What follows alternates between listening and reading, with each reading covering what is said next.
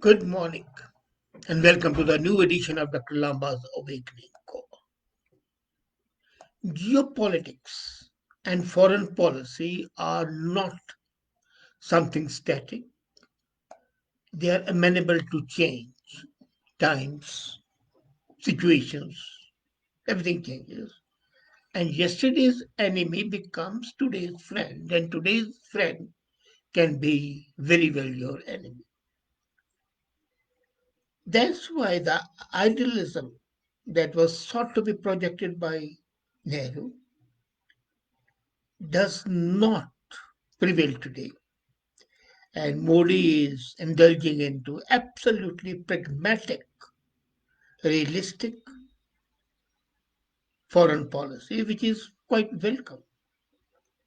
Today starts a major meeting. It's 2+2 meeting starting today when USA and India will look to push their intelligence sharing pact, BICA. As a matter of fact, the whole policy of non-alignment has been buried fathoms deep, and there are three agreements which have been initiated. Out of those three agreements, two have already been signed, were signed rather, quite some time back, Limoa and Comcasa. 99% of the people are not even aware of Limoa and Comcasa is. And now we are going to have a new agreement called BICA. Now, what are they and what is their impact? That we'll study today, especially as far as the defense of India is concerned. And it assumes great importance in light of the Indo-China face-off in Ladakh, the LAC standoff. This meeting, 2+2 meeting, foreign ministers and the defense ministers, assumes great significance because it takes Indo-US defense ties to the next level. And as I said, this meeting is crucial since it's coming when India is having a border standoff with Beijing.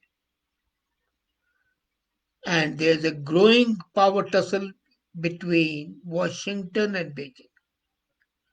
So, in this power struggle, whether India retains its preeminent position or not depends on the way it deals the cards. Evidently, till now, India has been quite successful, especially as far as its initiative in inviting Australia to the Malabar exercises was concerned.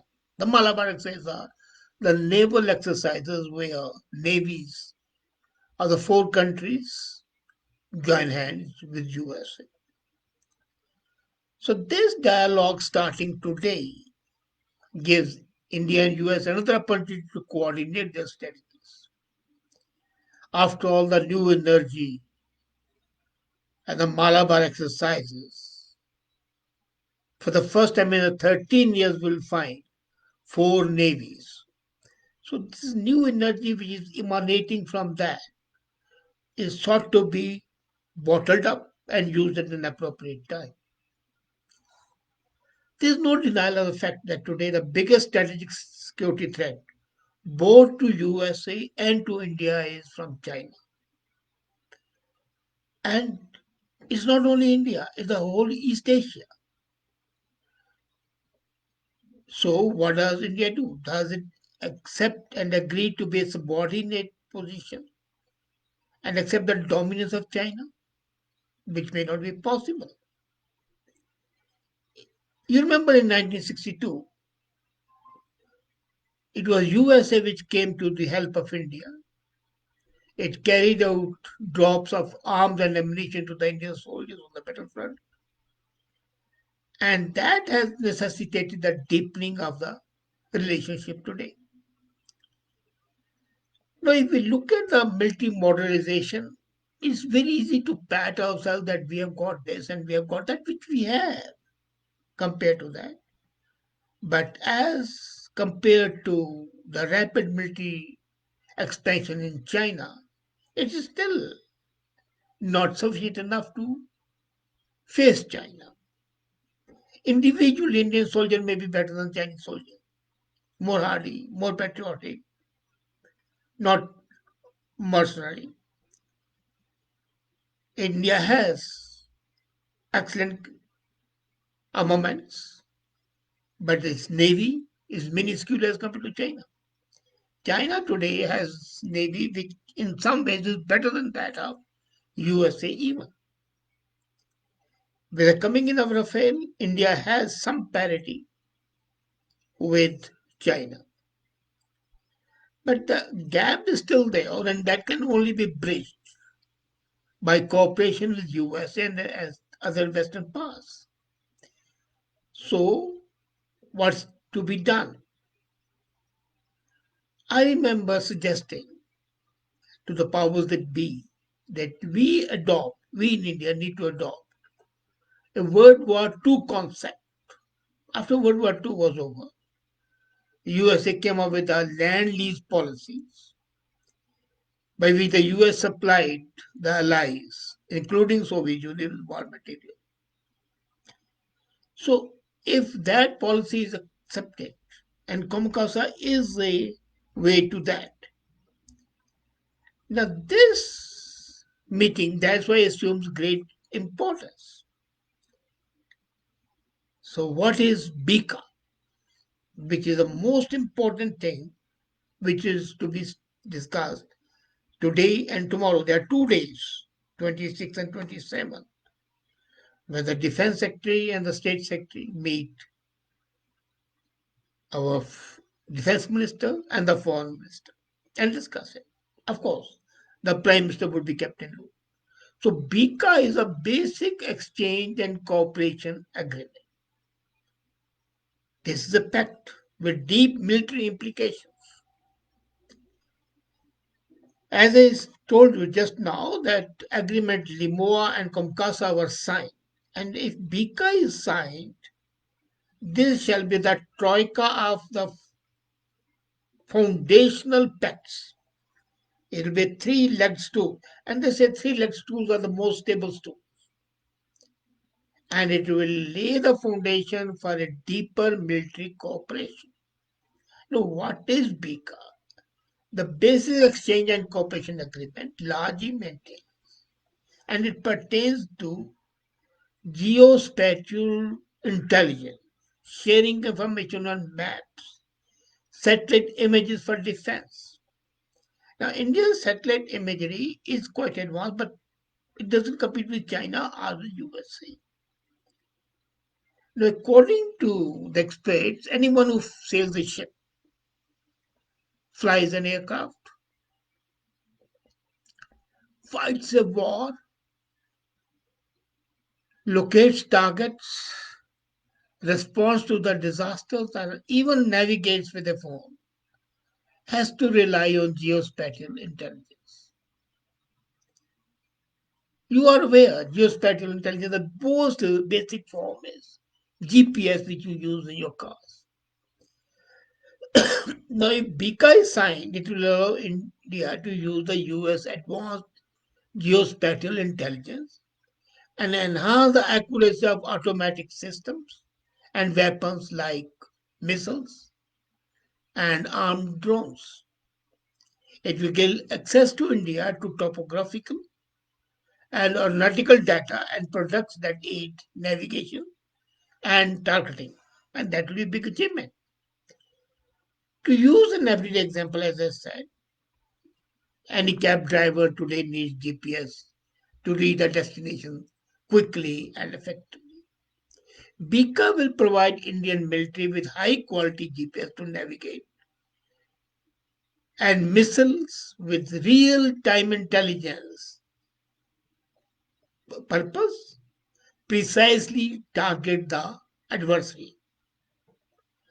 This could in fact be a key to Air Force cooperation between India and China. So India and China both, USA, are very keen to sign this agreement.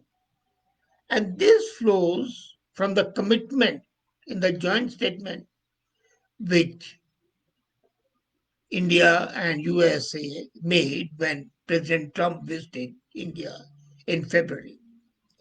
And both sides agreed that they look forward to early conclusion of BICA.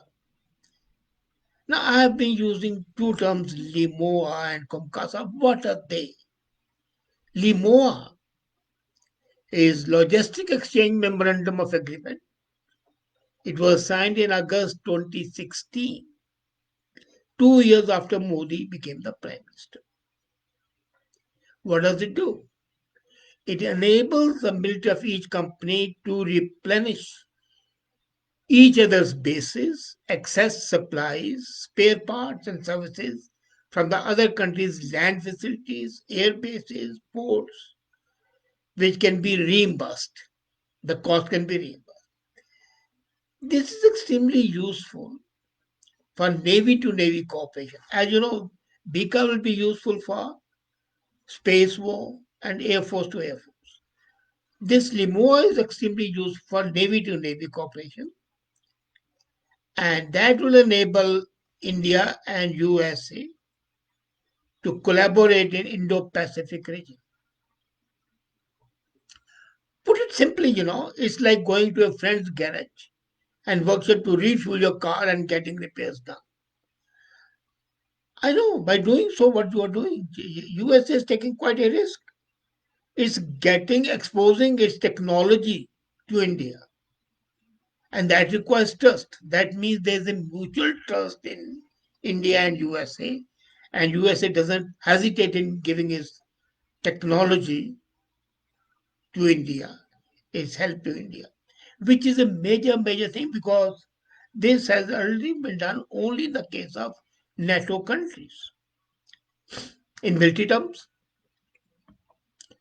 the naval ships are strategic assets and they'll be used by each other and they'll expose the military asset to the other country.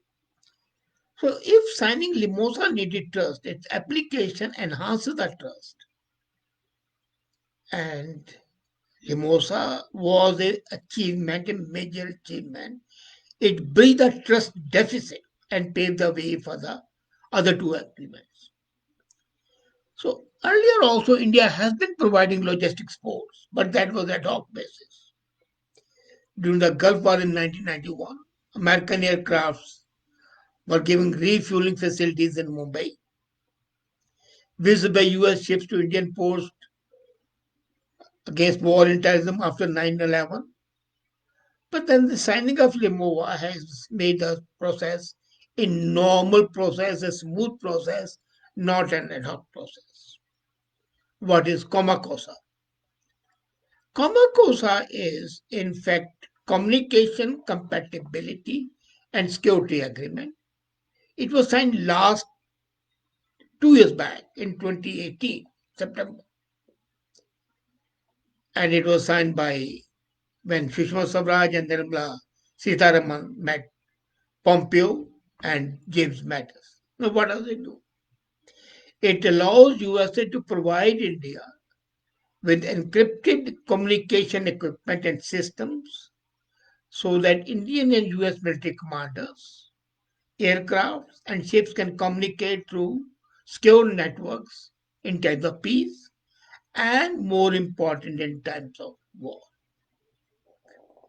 Well, in layman terms, it's like WhatsApp, a telegram for two militaries, which is safe, real time communication, hassle free communication. Most important, secure. Now, Kamakasa paved the way for transfer of communication security equipment from India to India from USA. It facilitated interoperability. That means the forces could interpret and inform each other on the secured data. So, what does the three agreements together mean? Now, BICA is signed, so there will be three packs. while Limosa means that one partner trusts the other to expose its valuable assets. Kamkasa means that one is confident that it can rely on an encrypted system to connect the two militaries. And Bika is that highly classified information in real time can be shared without it being exposed to a third party. So all these three agreements signal a high level of trust that has developed between Modi and Trump. And that is a major help to India to maintain its preeminent position. Now, what does it mean in the context of the border standoff with China? Amid this standoff, this is the longest standoff, starting way back in June. India and USA have intensified now under these agreements. Under the radar, intelligence and military cooperation at unprecedented level. You can't even imagine at what level India and US are collaborating in military cooperation. So, Ajit Doval has been in connection with deep communication with Robert Bryan and chairman of the Joint Chiefs of Staff Mark Milley. General Rawat has been dealing especially with them.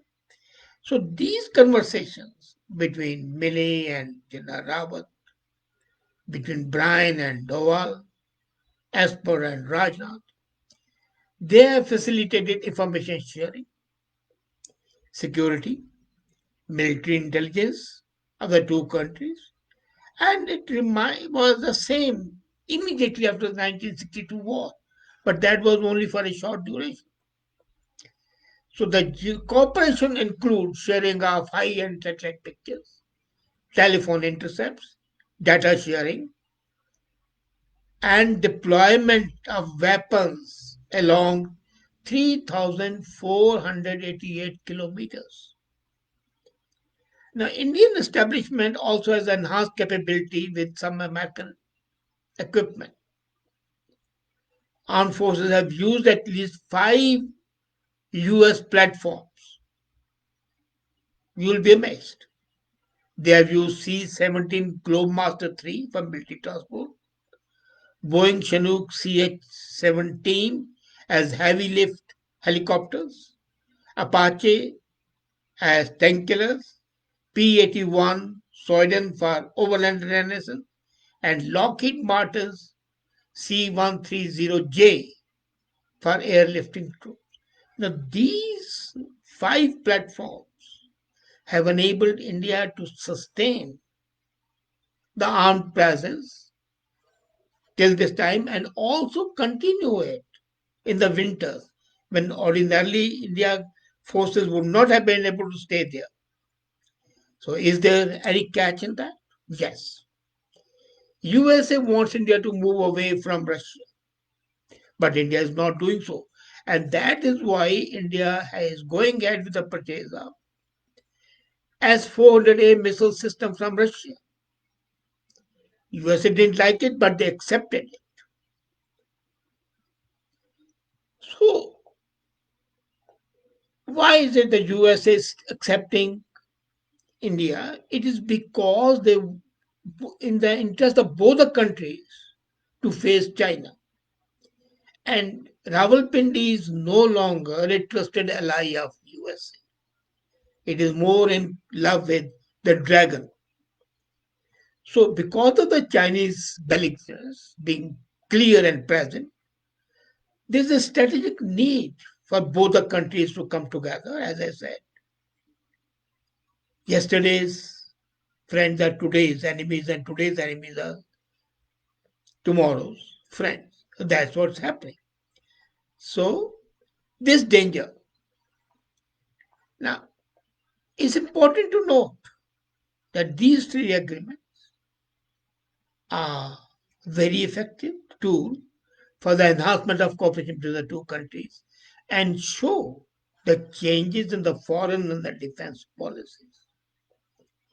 Definitely, the Indo-US relationship is in a much better shape than ever before, without in any way compromising the sovereignty and the independence of Indian situation. Thank you.